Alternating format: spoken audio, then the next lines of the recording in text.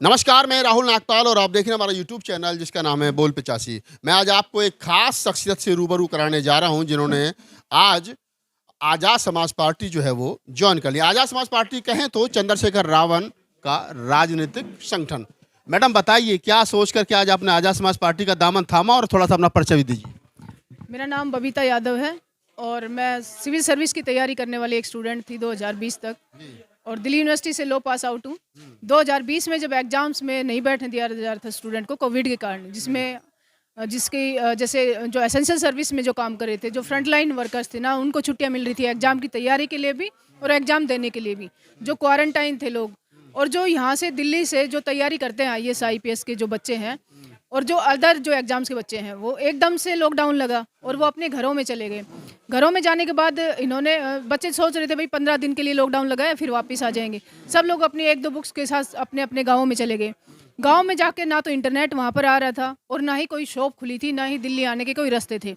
तो उनके पास जैसे बुक्स से भी अवेलेबल नहीं हो पाई, ना उनको समय अवेलेबल हो पाया और एक टाइम जो वो था कि ऐसा दर्द का माहौल था कि हर चारों तरफ जो है लाशें आ रही थी। तो उस टाइम में मतलब कोई जो पढ़ भी नहीं सकता और जो इसमें एसेंशियल सर्विसेज जो फ्रंट लाइन वर्कर थे, उनको 24/7 स्टेशन पे रहना ज़रूरी था। तो ये और यही जो सिलेक्टेड लोग हैं, ये एग्ज़ाम की तैयारी करते हैं, यूपीएससी के एग्ज़ाम की तैयारी। तो इन कारणों से फिर सभी ने आंदोलन किया। इसी दौरान फिर अग्निपथ योजना लेके आए, फिर एसएससी के कुछ पेपर आउट हो गए, एज रिकॉग्निंग के इशू आए। तो इन्हीं मुद्दों को लेकर फिर हमने आंदोलन स्टार्ट किया और जिसमें हमने सुप्रीम कोर्ट में केस भी डाले, जिसे सलमान खुर्शीद जी ने, प्रशांत भूषण जी ने और डिफरेंट 2 और वकील थे, उन्होंने वो केस को लड़ा। और मुखर्जी नगर में ये आंदोलन जो है 60 दिन तक 24/7 चला। 15-20 आंदोलन जो है वो जंतर मंतर पे हुए, लखनऊ में हुए इलेक्शन के दौरान। तो उसी के दौरान फिर मेरा तो दिमाग में पहले भी यही था कि मैं अगर आईएएस में सिलेक्ट हो जाती हूँ तो मैं 2-3 साल जॉब करके और फिर मैं वापस पॉलिटिक्स में आऊँगी। क्योंकि मुझे पता था कि पॉलिटिक्स से बड़ा जो प्लेटफॉर्म है, लोकतंत्र का जो फर्स्ट पिलर है, वही डिसाइड करता है कि देश में जैसे हिमालय से नदियाँ निकलती हैं और वो पूरे देश को सिंचित करते हुए जाती हैं, ऐसे ही जो फर्स्ट पिलर है पावर का, वो वही नीतियाँ बनाता है और वो जैसी नीतियाँ बनाएगा वैसे ही देश का जो स्वभाव जो है, नैतिकता का जो स्तर है या डेवलपमेंट का जो स्तर है, वो वैसा ही होगा। तो मैंने ये पहले ही मतलब अपना एम बना रखा था कि मेरे को पार्लियामेंट में जाना है, चाहे वो सिलेक्ट होके जाऊँ।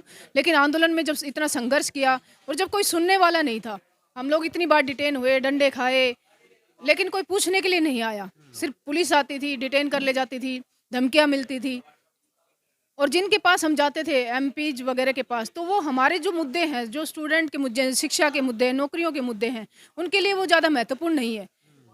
उनके लिए महत्वपूर्ण है कि क्योंकि आज जो लोकतंत्र है वो एक बिजनेस बन गया है। इलेक्शन के दौरान एक 50 करोड़ 100 करोड़ के वाले लोग होते हैं। एसोसिएशन ऑफ डेमोक्रेटिक रिफॉर्म की रिपोर्ट आप देखोगे तो 100 करोड़ के आसपास जो है एक लोकसभा पर खर्च हो रहे हैं। तो ये लोग सिर्फ पॉलिटिकल बिजनेस करने के लिए आते हैं और उनको स्टूडेंट से, गुड गवर्नेंस से, शिक्षा के मुद्दों से कोई मतलब नहीं है। आप जिस तरह से देखोगे कि आप इस गवर्नमेंट ने कितने स्कूल पूरे देश वाइज जो है वो बंद कर दिए गए हैं। जबकि प्राइवेट और सरकारी स्कूलों में कंपटीशन ऐसा बना दो, उसमें उसका स्टैंडर्ड इतना बना दो कि प्राइवेट स्कूल वाला भी सोचे कि उसको सरकारी स्कूल जैसा एक स्टैंडर्ड लाना है अपने क्षेत्र में। जबकि ये लोग क्या करते हैं कि प्राइवेट स्कूल को बढ़ावा देते हैं और सरकारी स्कूल धीरे धीरे फिर बंद होता जाता है। उसका इंफ्रास्ट्रक्चर पे ध्यान नहीं देते, एजुकेशन पे ध्यान नहीं देते और फिर उनको बंद कर देते हैं। हरियाणा में तो एक चिराग योजना भी आई थी, उसमें ये था कि अगर आपका बच्चा प्राइवेट स्कूल में जाता है तो 1100 रुपये आपके बच्चे की फीस गवर्नमेंट देगी और अगर वो सरकारी स्कूल में जाता है तो 500 रुपये आपको खुद उसकी फीस देनी होगी।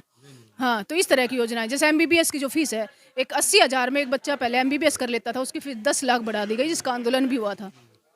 तो इन्होंने जो समाज का जो वंचित जो तबका था, जो पहले से ही दमित था, शोषित था, उसको जो पार्टिसिपेशन के जो मौके वो ढूंढ रहा था, उनको भी उन्होंने खत्म कर दिए। और कहाँ पे जन्म कहाँ पे हुआ आपका? मेरा जन्म हरियाणा में महेंद्रगढ़ डिस्ट्रिक्ट में नारनौल तहसील है, वहाँ पर मेरी गाँव है, वहाँ हुआ। और मैं आज़ाद समाज पार्टी को सुनने का क्या और बड़ी बात, जब आपने इतना बड़ा आंदोलन किया है, इतने तमाम लोगों के साथ में, बड़े संगठनों के साथ में आपका बैठना उठना रहा है, तो आज़ाद समाज पार्टी को किसी बड़े राजनीतिक दल को आप जॉइन कर सकते हैं। मैं बड़े राजनीतिक दल में भी थी, मैं कांग्रेस में थी, 24 अकबर रोड एआईसीसी बैठती थी, नेशनल कोऑर्डिनेटर थी मैं केकेसी में।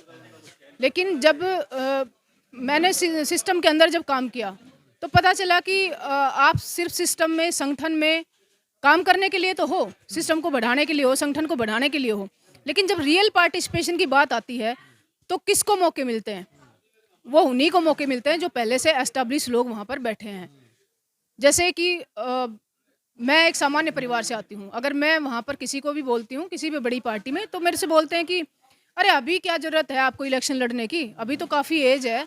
इसका मतलब कि भई मैं 50 साल की उम्र में एक इलेक्शन लड़ूँगी और एक बार ही कुछ बन पाऊँगी। मैं ऐसा कोई कैबिनेट मिनिस्टर या कुछ ऐसा बड़ा पद नहीं बन पाऊँगी जिससे मैं कुछ चेंज कर सकूँ सोसाइटी में। और जब आप देखोगे कि जितने भी जो बड़े नेता हैं, उनके जो बच्चे देखोगे 25 ईयर में फर्स्ट इलेक्शन उनका हुआ है। और उसके बाद वो 5 से 10 इलेक्शन आराम से अपना लड़ते हैं और जो भी अपना एक लीडरशिप का जो फर्स्ट पिलर है डेमोक्रेसी का, उसमें वो आते हैं। तो ये दोहरी नीतियाँ इस तरह से बनाई गई हैं कि आम व्यक्ति जो है वो लीडरशिप के लायक नहीं है। दूसरा, एक पैसे का खेल इतना बड़ा कर दिया गया है कि आम व्यक्ति सोच भी नहीं सकता।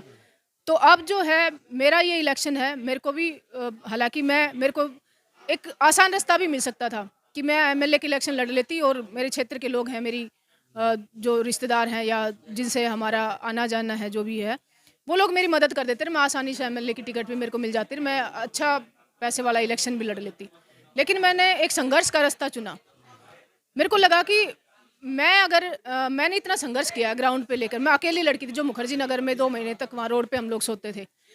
और अलग-अलग तरीके से एक ऐसा संघर्ष मैंने किया है कि कुछ अलग चेंज करने वाला। तो उस संघर्ष को जो दिशा है, वो तो मैं उसी पाइपलाइन में जाके सेट हो जाऊँगी, जो पहले से है, उसमें मैं कुछ बदल नहीं सकूँगी।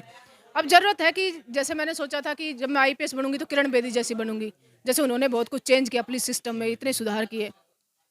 तो उसमें करने के लिए आपको एक संघर्ष करना पड़ता है और आपको एक अपनी अलग लाइन बनानी पड़ती है। राजनीति में आ गए हो तो राजनीति में क्या रोल मॉडल कौन? रोल मॉडल मैंने जैसे कि रोल मॉडल तो मेरे बाबा साहब भीमराव अंबेडकर ही है और वो हमेशा रहेंगे, क्योंकि मैं ये मानती हूँ कि मैं अगर आज यहाँ पर हूँ और ये देश में अगर हम जैसे लोगों को आवाज़ उठाने का जो एक मौका मिल रहा है, तो वो सिर्फ उन्हीं की वजह से है। ये कॉन्स्टिट्यूशन जो उन्होंने दिया, इससे बढ़कर और मानवता के लिए इससे बड़ा कोई मतलब पत्र नहीं हो सकता, कोई किताब नहीं हो सकती। तो मैं उन्हीं को अपना रोल मॉडल मानती हूँ और इस पार्टी को मैंने इसलिए चुना क्योंकि जो चंद्रशेखर जी हैं भाई साहब, वो भी हम जैसे यूथ ही हैं और सामान्य परिवार से होते हुए उन्होंने एक ऐसी हिम्मत दिखाई, जो जो एस्टेब्लिश जो लोग हैं, पूंजीवादी जो लोग हैं, उनको उन्होंने टक्कर देने का काम किया और यही मेरे लिए एक मोटिवेशन का कारण भी बना कि जब वो कर सकते हैं तो हम लोग भी कर सकते हैं। हम जैसा जब यूथ जुड़ेगा तो पूरे देश में एक क्रांति आ सकती है। चुनाव को लेकर के क्या प्रतिक्रिया? चुनाव को लेकर तो यही है कि 2020 में अगर पार्टी मेरे को मौका देती, 24 में 2024 में सॉरी, पार्टी मेरे को मौका देती है तो मैं उत्तर पूर्वी दिल्ली से इलेक्शन लड़ूंगी। आप बबीता यादव थी और आज इन्होंने आज़ाद समाज पार्टी जो है वो ज्वाइन की है। अपने बारे में उन्होंने तमाम बातें बताई और आज़ाद समाज पार्टी क्यों ज्वाइन की ये भी उन्होंने बताया और साथ ही साथ अगर वो चुनाव लड़ना चाहिए, पार्टी की तरफ से उनको आदेश हुआ तो वो उत्तर पूर्वी लोकसभा क्षेत्र से चुनाव लड़ करके पार्टी की प्रत्याशी बनना पसंद करेंगे। इस पूरी बातचीत के बारे में आपकी क्या प्रतिक्रिया हमें कमेंट सेक्शन में बताइए। धन्यवाद।